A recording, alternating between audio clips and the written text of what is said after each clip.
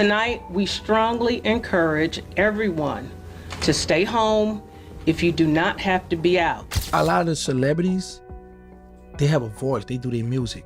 But what people don't realize, when you have a beef, these are real street guys. At least 5 police sources have confirmed with Fox 13 that the person killed is Anthony Mims, also known as Big Jook. Now, Big Jook is the brother of rapper Yo Gotti. Man once named as a person of interest in young Dolph's murder has now also been killed. Family members confirmed Joshua Taylor was found shot in Orange Mound yesterday afternoon. Breaking news, Memphis police are investigating 2 shootings right now. One person is dead after a shooting near Whitehaven. We are told police found a man shot and killed in a black Honda Civic on Shady Birch. What Memphis has shown me is that they don't play, bro. Memphis not playing. Memphis is quick when they get back, and you can tell they drop bodies every so often. When beloved rapper young Dolph was gunned down nearly 3 years ago, it set off a chain reaction that's been nothing short of chaotic. We're talking real street justice, raw and unfiltered. As soon as news hit the streets that Dolph was gone, his crew was on high alert and ready to move. You trying to wait on their partner. Bitch ass, dude. You a hoe. You a hoe. You a bitch. They didn't waste a second gearing up for what was coming next. Even the police in Memphis knew this wasn't going to end peacefully, so they started warning everyone to stay inside unless they absolutely had to go out. That's how serious they knew the fallout would be. Tonight, we strongly encourage everyone to stay home if you do not have to be out. Police chief is asking everyone to stay home tonight after rapper Young Dolph is gunned down at a South Memphis cookie shop. There will be extra police presence in many parts of the city. But no matter how many extra cops they put on the streets, nothing could stop the wave of violence that was about to hit. It was like trying to hold back a tsunami with a paper towel. The streets of Memphis turned into a war zone overnight. It seemed like every other day there was another shooting or another body dropping. It was almost like there was some twisted competition to see who could hit more of their enemies. Bullets were flying everywhere, and anyone even remotely connected to Dolph's murder was a target. For almost 3 years straight, it's been non-stop, like a hailstorm of bullets raining down, leaving a trail of bodies all over the city. Person of interest in young Dolph's murder has now also been killed. Family members confirmed Joshua Taylor was found shot and killed in Orange Mound yesterday afternoon, leaving that community on edge as they worry who might be next. Memphis comedian Darian D. Money Childs was gunned down in Memphis just days after young Dolph was killed in the city. Young Dolph was tragically murdered on November 17, 2021, after being shot 22 times. That year, Memphis became one of the most dangerous cities in the country, with homicide rates shooting through the roof. The people who decided to take Dolph out probably didn't realize just how much love and respect he had in the streets. They definitely underestimated how far his people were willing to go to avenge him. Dolph's crew has been out there ever since, spinning the block and making sure everyone involved in his death feels the heat. The bloodshed in Dolph's name has been relentless. And it's not just the little guys catching the heat. Even some of the big names in the game felt the pressure. Take Yo Gotti's brother, Big Jook, for example. He thought it was a good idea to mock Dolph's death, but karma caught up with him real quick. Fucked up out here, man. Can't do no shows. Ain't saved no money. So guess what?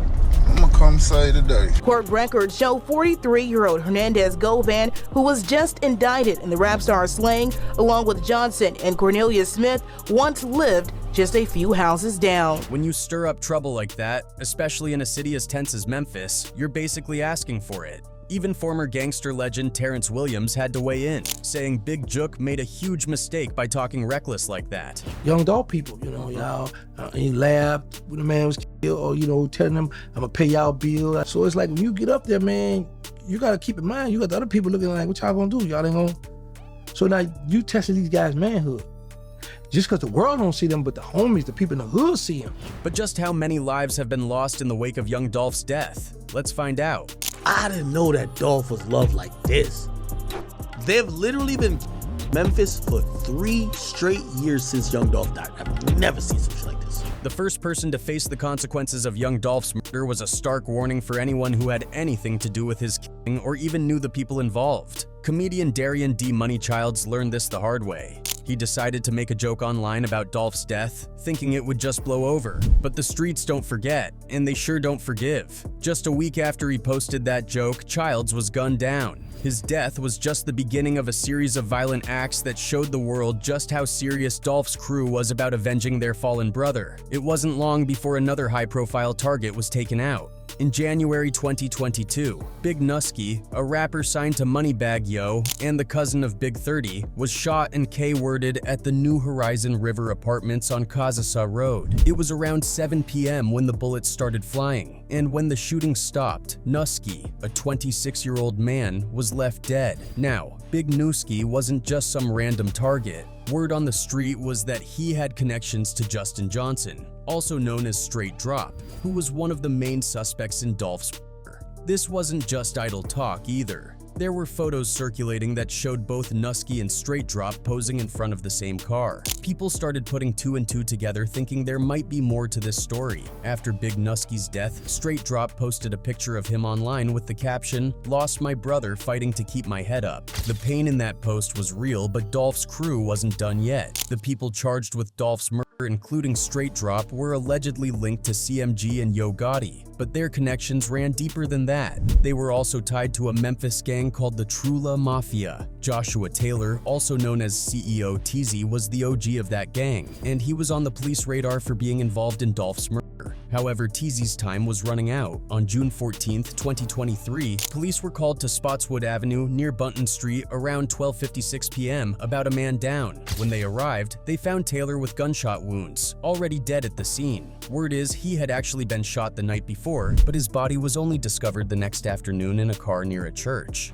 Attilas Taylor, also known as CEO Teezy, was found shot to death in Orange Mound Wednesday at Spotswood and Bunton. Those who live nearby tell us Taylor was actually shot the night before, discovered lifeless. News outlets immediately identified Teezy as a high-profile gang member connected to the group responsible for Dolph's murder. YouTube journalist King AK speculated that Straight Drop couldn't have pulled off the hit on Dolph without Teezy's approval, implying that by taking out Teezy, Dolph's crew was strategically removing a key player in the operation. Teezy ain't just no gang member. Teezy was the head nigga of Trula Mafia. If anybody that's in Trula got anything to do with Young Dolph's death, Justin Johnson.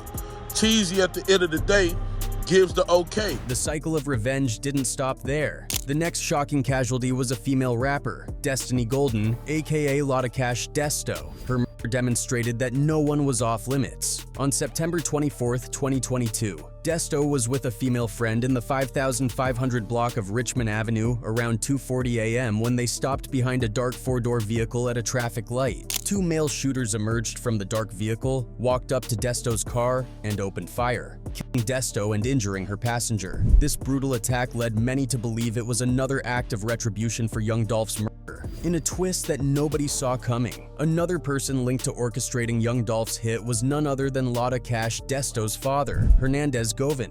Well, at least 5 police sources have confirmed with Fox 13 that the person killed is Anthony Mims, also known as Big Jook. Now, Big Jook is the brother of rapper Yo Gotti. Govan asked for Young Dolph to be murdered. Mr. Govan has been indicted and is in custody for being involved in the Young Dolph. He played the role of the person who solicited. After he was arrested, he posted online, hinting that his own actions might have led to his daughter's tragic death. It seemed like the pieces of this deadly puzzle were falling into place, with every new victim connecting back to Dolph's murder. Dolph's people were relentless, and their next target proved just that. On August 18, 2023, the Memphis Police Department reported that gunfire erupted around 9:30 a.m. at a BP gas station on South Parkway East. Officers responded to the scene and found a man with a fatal gunshot wound, Tamanuel Benson, Black Youngsta's brother. The shooter didn't even bother masking up, and the police had a clear image of him, which they released to the public along with a $5,000 reward for information. This brazen hit, carried out in broad daylight, was another message that Dolph's crew wasn't playing around. Tamanuel's death pointed fingers straight at PRE, Paper Route Empire, Dolph's crew. Black Youngsta had a long-standing beef with Dolph, initially inherited from Yo Gotti. Back in 2017, Black Youngsta was arrested for an attempt on Dolph's life when over 100 shots were fired at Dolph's black SUV. The feud between Black Youngsta and Dolph had been intense, with Black Youngsta always ready for a showdown. We right now, cuz. We in Castain right now, cuz. What Dolph at, cuz? Where he at, cuz? Where he at? Where he at right now? Where he at? Now, he was left to grapple with the pain and anger of losing his brother, caught up in the vicious cycle of revenge allegedly carried out by Dolph's people. Throughout all this chaos, the main figure in the CMG, collective music group beef with Dolph, Yo Gotti, seemed untouched by the retaliation. But Dolph's crew was determined to make him feel the pain too. They almost doubled down on his family, even targeting his mom. Luckily, she managed to escape, but his brother Big Jook wasn't so fortunate. Ironically, Big Jook was attending a funeral when he met his own end. The day he was killed, he was paying his respects at a loved one's service. This act of violence was particularly brutal, sending a clear message. PRE artist Grove Hero had gone online after Dolph was murdered, claiming that it was Big Jook who put the $40,000 bounty on Dolph's head. Grove Hero had warned that it would be on site if he ever encountered Big Jook. And now it seemed like his words had turned into a grim reality. Bro, I'm not no shake ass, bro. I ain't no finna tell me a nigga put $40,000 on my head and I'm finna do this. Bro, anybody that associate with you, and this ain't got nothing to do with them other folks, bro. It's Jook, and God, it really ain't got nothing to do with these. But Jook, his brother. It's Jook, it's Migo, it's Youngster.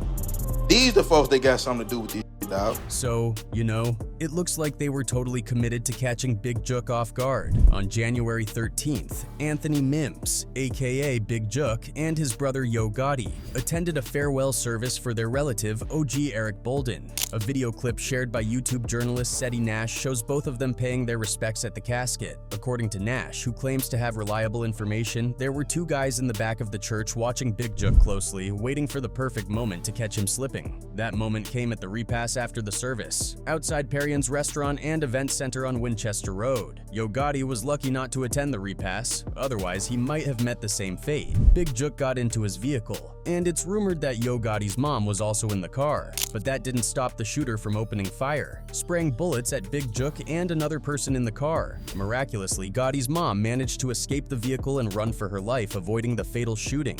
Big Jook was rushed to the hospital, but sadly, he didn't make it. Onlookers and surveillance footage captured a white SUV with no license plates speeding away from the scene. And now the police are on the lookout for that vehicle. Tonight, police are looking for a white Ford Explorer SUV in connection with the shooting. It has dark tinted windows and black wheels.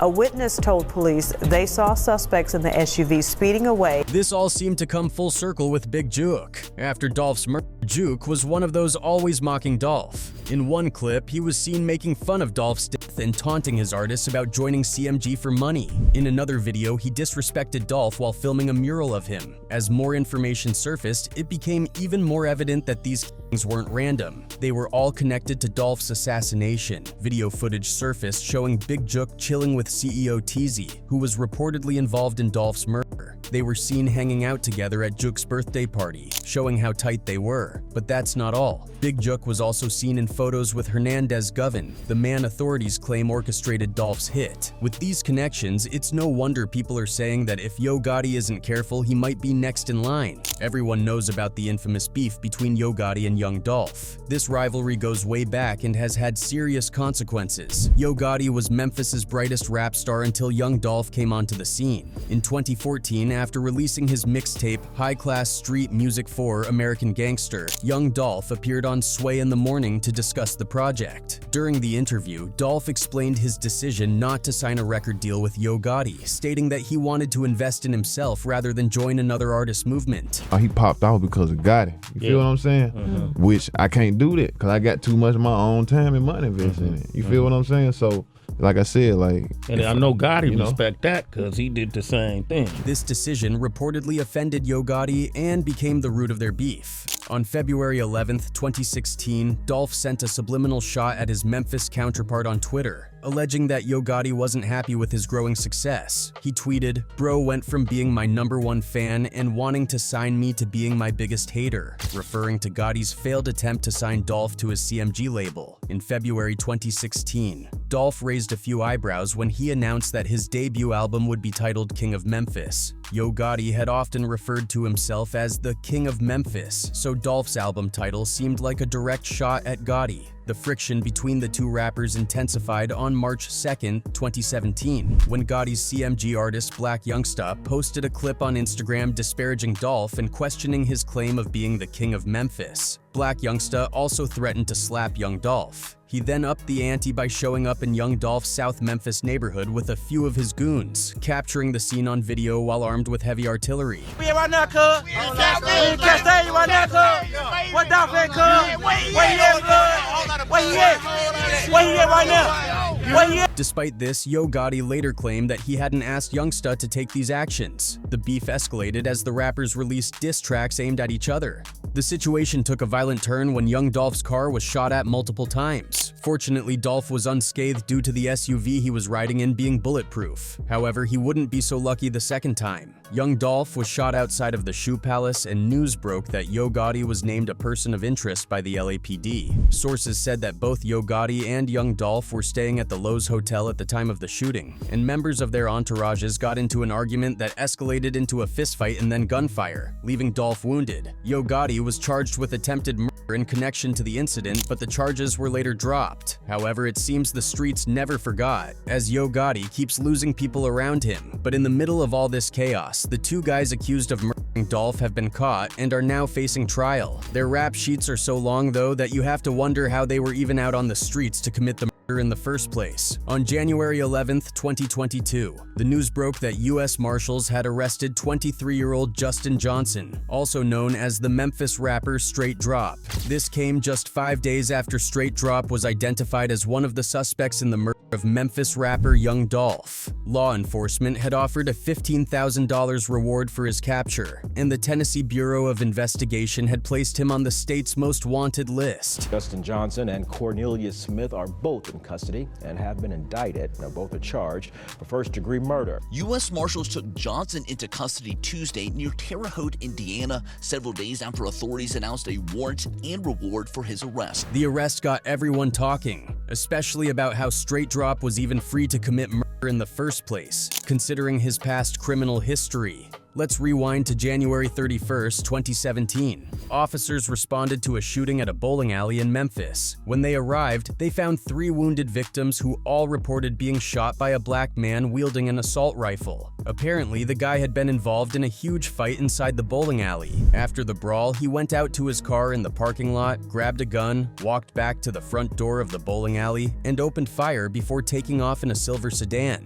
One woman was left with a gunshot wound in her thigh. One man got shot in his forearm, and another man had a shoulder graze. Investigators received an anonymous tip that the shooter was Justin Johnson, who matched the description given by witnesses. They also discovered that his girlfriend, Raquel Hunter, had helped him flee the scene. She was tracked down by officers and admitted to driving him away from the shooting, even pointing him out in a photo lineup. At that time, Justin, or Straight Drop, was just 18 years old. He was arrested and charged with 3 counts of attempted murder, employing a firearm during the commission of a felony, and vandalism after he also shot up a truck in the parking lot. Despite the severity of his crimes, he had no prior criminal record, and he cooperated fully with law enforcement, admitting to the shooting. This led to a surprisingly light sentence of just 5 years in prison, followed by probation. But here's where it gets even more shocking. Justin was released from prison after serving only 6 months due to his perfect behavior while incarcerated. He would later be sentenced to federal prison on a weapons offense, serving just over 2 years before being released in 2021. So had the state of Tennessee actually imposed a harsher punishment, Straight Drop would have still been locked up and wouldn't have had the chance to be involved in Young Dolph's murder. The system's leniency essentially set the stage for this tragic outcome. Before his arrest by U.S. Marshals, Straight Drop took to Instagram claiming he would turn himself in on January 10th. Instead of doing so, he dropped a music video and got arrested the very next day. Stop playing 50 shots in 20 seconds, this shit go fast like. It It's unclear if his social media activity helped the U.S. Marshals pinpoint his location, but it sure seems like his online presence played a role in his capture. Meanwhile, the second accused killer was already in custody. Cornelia Smith, 32 years old, had been arrested on December 9, 2021, for a carjacking that happened on November 10th. This incident took place at a gas station, and the vehicle stolen was the white Mercedes coupe used in young Dolph's murder, which was also tied to another deadly shooting. How Cornelia Smith had been in custody tied to the carjacking of a white Mercedes. And it is that same Mercedes officers say was used as the getaway car in young Dolph's murder. Smith has since been indicted on multiple charges: first-degree murder, attempted first-degree murder, being a convicted felon in possession of a firearm, employment of a firearm during the commission of a felony, and theft over $10,000. What's even more shocking is that Smith was free to commit murder despite his prior arrest in 2018 for aggravated kidnapping, aggravated assault, and domestic assault. On February 27, 2018, a woman reported that she had been kidnapped days earlier by Cornelia Smith, the father of her child. She told police that he had taken her to return a pair of shoes, but instead of driving her home, he just kept going. When she tried to jump out of the vehicle, he locked the doors and pulled out a silver and black handgun, threatening to blow her brains out if she tried anything else. He then started punching and kicking her in the face, accusing her of cheating on him before pistol whipping her. He threatened to kill her family, blaming them for her supposed infidelity, and kept her at his place for 3 days before finally dropping her off on a street corner where she called the police. For unknown reasons, this case was entirely dismissed. Adding to the bizarre twists, a now deleted music video of Straight Drop rapping in front of the same abandoned home where the stolen Mercedes was found went viral. Initially, it was believed that Straight Drop's associate, CEO Bobby, owned the vehicle, as he could be seen in multiple pictures with it on his now deleted Instagram. Another associate, Jojo Splat, was also pictured in front of the same Mercedes, suggesting that none of them actually owned the vehicle but were all flexing with a stolen car to look rich. Bobby was arrested only 7 days after Dolph's death when police, questioning him about a stolen vehicle, found weapons and drugs in his girlfriend's apartment. Rumors quickly spread that he was being questioned over Dolph's death, leading to snitching allegations. Similar allegations were made about Cornelius, especially after U.S. Marshals went looking for Straight Drop following his arrest. It's crazy how these two were able to get away with so much criminal activity. Many people were outraged, feeling that this case only received the attention it did because young Dolph was a celebrity. This outrage might have fueled Dolph's crew's anger, leading them to go on a killing spree for street justice. By now, it's pretty clear that no one's untouchable, especially when it comes to the people who loved and respected Dolph. They're ready to do whatever it takes to get revenge on anyone tied to his murder.